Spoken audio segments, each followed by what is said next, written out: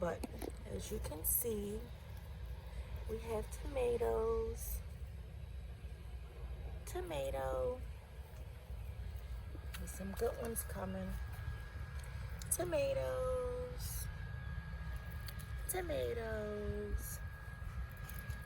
And I checked the bottoms for blossom and rot. That's when your tomato plant wasn't completely pollinated.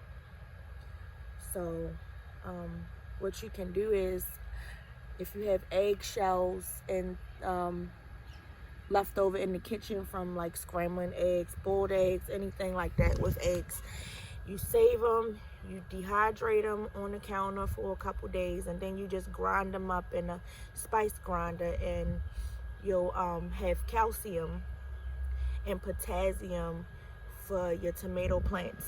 They'll love it. Quick side note, I decided to come in and show you guys what I was talking about. These are my eggshells, and I just let them sit on a paper towel on the counter for a day or two. They'll dry out quickly.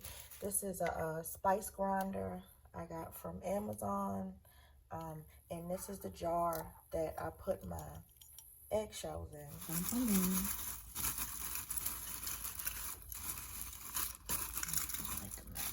Making a mess. And you just grind it up.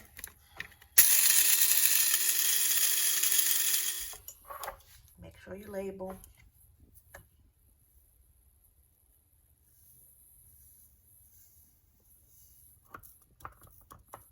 And now you have eggshell powder, and you can use it for fertilizer, free fertilizer for your garden. So what you would do is just take this out, put it in a water jug, a water can, or you can sprinkle some around the base of your tomato and pepper plants. It's really good for pepper plants and tomatoes, like I said, so that you won't have blossom and rot.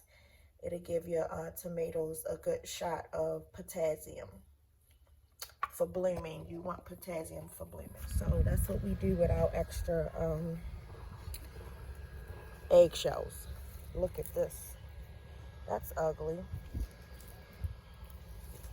Let's see what it grow into. Let's see all the little ones coming. They coming, y'all.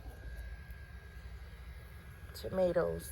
Now the varieties, I'm not gonna be able to tell you because, like I said, we had a storm late spring, knocked over all my plants, so all the tomato labels got tossed around. So I'm not sure exactly what I'm growing, but what you want to do is get down here and cut these leaves at the bottom to give you some airflow underneath. As you can see, like you can see through everything at the bottom, because I trimmed the tomato plants so they won't tag the ground.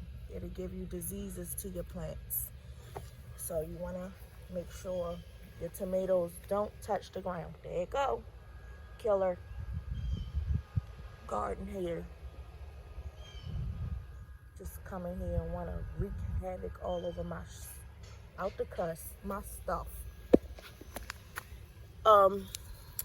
Okay, now the basil, the purple basil, I am letting go to seed purposefully because I don't have any more purple basil seeds left in my collection of seeds in the house. So I'm gonna let them go to seed, and then I'll just harvest the seeds from the basil, and we'll have seeds for next year, or later on in the season we can plant them the same year.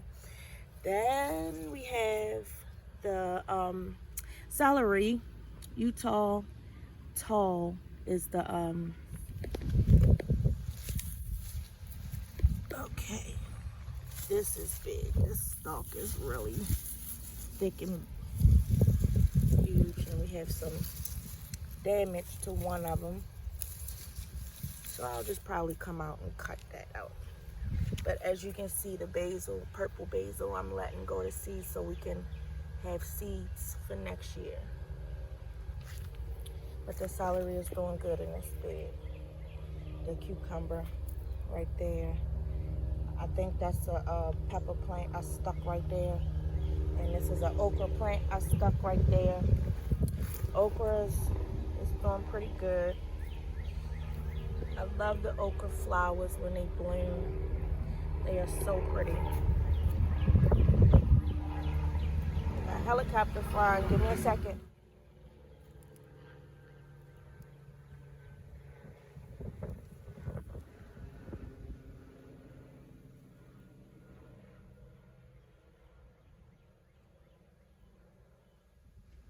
Okay.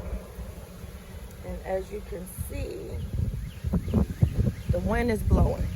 So this is a good opportunity to show you guys. This is why I have this post trellis up. I made it with the twine string and went around in a circle 4 times, and then I just crisscrossed it, connected from there to there, there to there, and then do it the opposite way when we come this way to make an X. So you'll see it go down, around, X. So you'll, what I mean, that might sound a little crazy how I'm explaining it, but this is the second set of corn we planted. And let me see if it's how tall it is compared to me. So it's about shoulder length.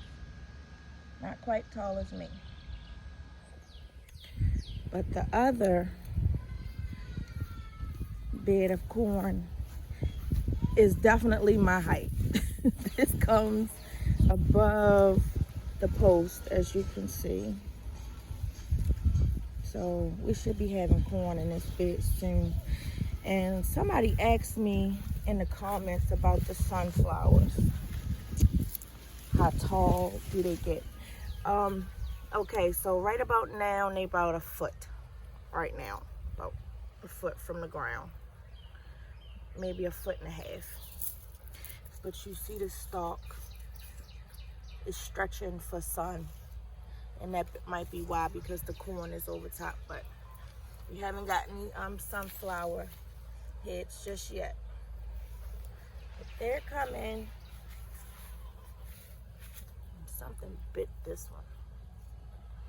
Tore it up, maybe that fly. But there's the sunflowers. They're growing. And the corn.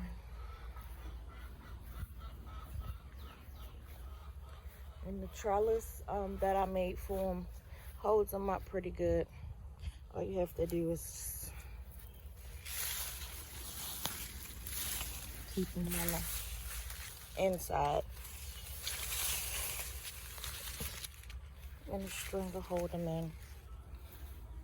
And if you want to tighten, it, just wrap it.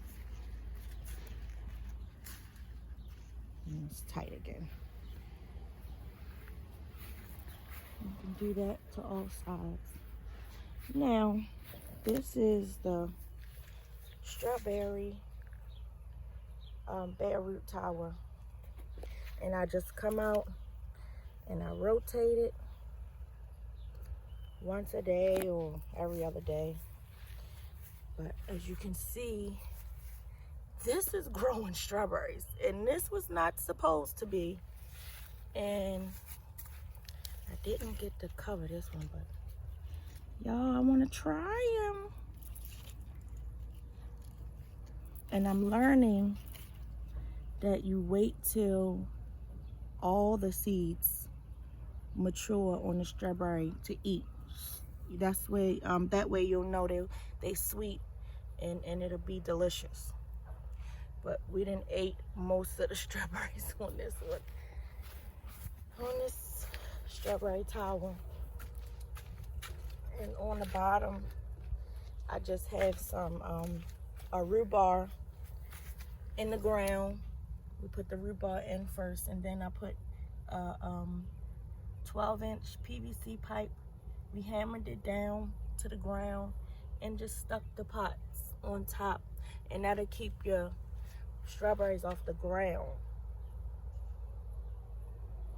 We do have a rabbit in our yard, and I'll show you what the rabbit did.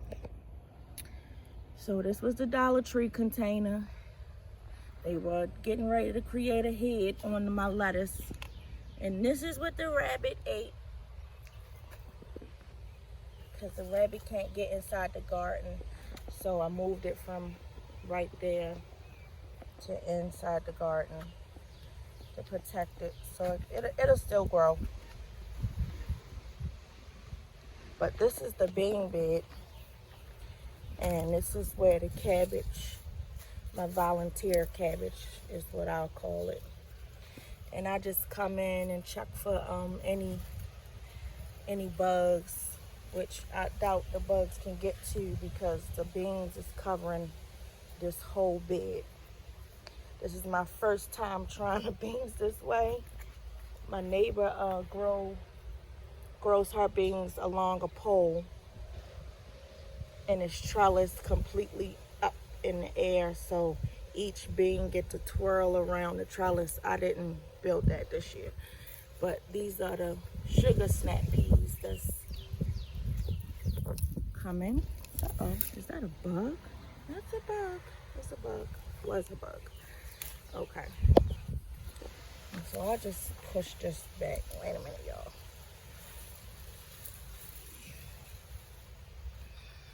Okay. And the cucumbers, we have some flowers coming. That's your cucumber. So this would be pollinated with that one. And you can actually do it yourself, so I'll try. Okay, let me see. So we'll take one that's not a cucumber, a male plant. Okay, so this is a male plant because it does not have the cucumber on the back of it like that. So you just peel it back and pollinate it. So they kissy, kissy, kissy, hopefully pollinate it. And that's all you have to do with your cucumbers. You don't have to do it, nature will do it, but I'm just showing you guys if you're not getting any cucumbers on your plants, any flowers, you might want to try self-pollinating if you don't have pollinators in your area. Oh, that was sweet. That was a sugar snap. Really good. Okay. And I'm just going to take you to another area. Pepper row. I did a lot of cleaning up in this area. So I went to the $1.25 store, bought these broomstick handles. Let's see if you can see that. Broomstick handles. $1.25. I missed one bag right there, but they were $1.25. And when I put this red one in from an old broom we had, I was like, oh, that's a good idea. Where can I get broomsticks from? Dollar Tree. But this is Pepper Row now, and everything is coming along excellent as far as I'm concerned. This is the habanero peppers. They starting to bloom flowers. This one is the poblano. This is going to be a big plant, and like I said, if it gets top heavy, I'll take the plant, tie it to the pole, and it'll hold up perfect. And let me see, this one is the bell pepper. I put 3 plants to 20 gallon bag. This one, you see the drip irrigation. This one is the Scotch bonnet. It's coming along. This one is another bell pepper bag. So I have 2 bags of bell peppers. And you'll notice the flowers on these as well. So that's actually a pepper that has been pollinated. So this plant will actually give me a bell pepper soon. You can see the fruit on the inside. This one is the jalapeno. This one is the mini bell peppers. So they'll be small. If you ever in the grocery store and you see the little like bag of peppers, they're small. They come maybe like 6, 7 to a bag. This is what they'll be growing on this year. And we actually have a pepper developing as well. Let me see if I can show right there. Right there, pepper. Bunch of flowers on all the plants, pepper plants. So they ready. The temperature outside is perfect for them to get on. What is this one? This one is a snacking pepper, so I don't know what they are. We're gonna see. This one got to be, let me see. This one is the ghost pepper. Ghost pepper. Definitely hot.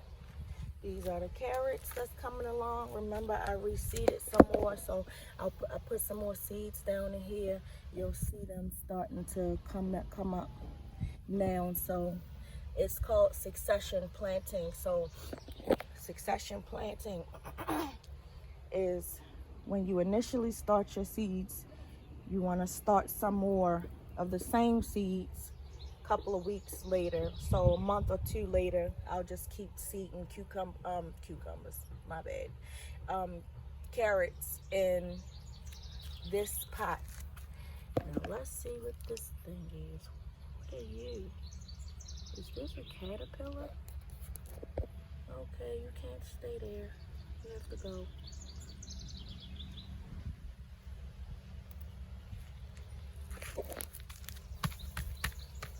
Can't stay there. Get out of here. Okay. So you see the different varieties of, there to go.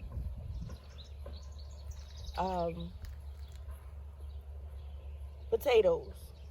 I'm sorry, y'all. I hate them damn white butterflies. They get on my nerves. I be wanting to catch them and stomp on them, but I can't. They're too big. Like it's a bigger one. And they keep catching my eye. I don't mind them being on my ornamental, like my herbs and stuff, because they won't harm the herbs or anything like that. But they'll harm my tomato plants. And I hate them green bugs, green caterpillars. They so ugly and juicy and green and green and green. Disgusting. But it can have the lavender. This is the russet potatoes. Oh, wait a minute. I think I'm mixing it up. This one might be the russet. This is the white. This is the sweet potatoes. This is the sage. I repotted this one in a different pot, and I mean, you can look at the size of these against my hand. The sage has really taken off. This is garden sage. It's not as huge as this one, but they're 2 different varieties of sage. It smells so wonderful. I do prayer sticks out of my sage at home. This is a sunflower stuck in a grow bag. This is the thyme starting to seed. I usually cut this off, but I don't think I'm going to,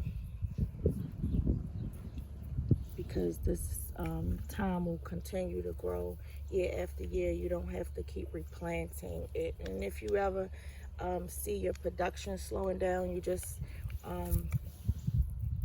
take a cutting, root it in some water in the house or outside, and it'll grow some roots, and you replant it in another pot. You'll have some more. This is you better get away from me thing. Okay, this is the corn that I stuck in the grow bag because I seen someone on YouTube doing it, so I decided to try it. This don't look promising. I had extra corn stalks, seedlings that I grew, and I didn't have nowhere to put them, so I stuck them in the grow bag. And where there's a will, there's a way. This little thing wanted to grow tomatoes so bad, so I stuck it in a little small pot to see if it would still produce, and it's producing. These are the little baby backup plants that I had. I'll be actually growing, putting a few of these inside the garden. I started new seeds for mid-season, so you know, if you want to start some more seeds, now is the time to, I would suggest to start them so that you'll have enough time to get them in the garden before the end of the summer, and they'll grow through through into the fall. But this is pretty much it. I'm getting ready to repot the lemon tree, Juicy, so the next time you'll see her, she'll be in a new container. She's getting top heavy, and every couple of days the wind blow a certain type of way, she falls over. This morning I had to pick her up from in the corner, and I was hurt about that. But it's time to repot Juicy. And I just like to encourage everyone to grow your own food. Try again. You can grow inside your home, lettuce, little things. Kids love to see the plants grow and see the fruit develop. It's so exciting. I started gardening maybe like 6-7 years ago, and it has been so helpful for my anxiety, clearing my mind, getting outside, feeling the sun and the wind blow, and you know, growing your own food is just so rewarding. I am so camera shy. I don't like being in front of the camera, so you guys probably like, what are you doing? But I'm uncomfortable. I'm still getting used to this YouTube thing. I'm learning every day different things. I might be getting me a tripod or something handheld, so it will help with some of the movement in the videos. But I love gardening. It is the best thing I've discovered in my older age. But I would just like to say, if you like what you see or you want to follow me, feel free to subscribe. No pressure. I'm not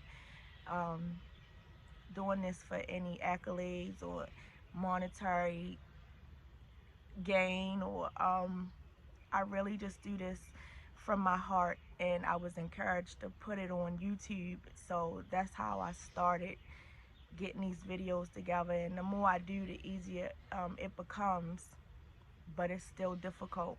I still need a lot of help.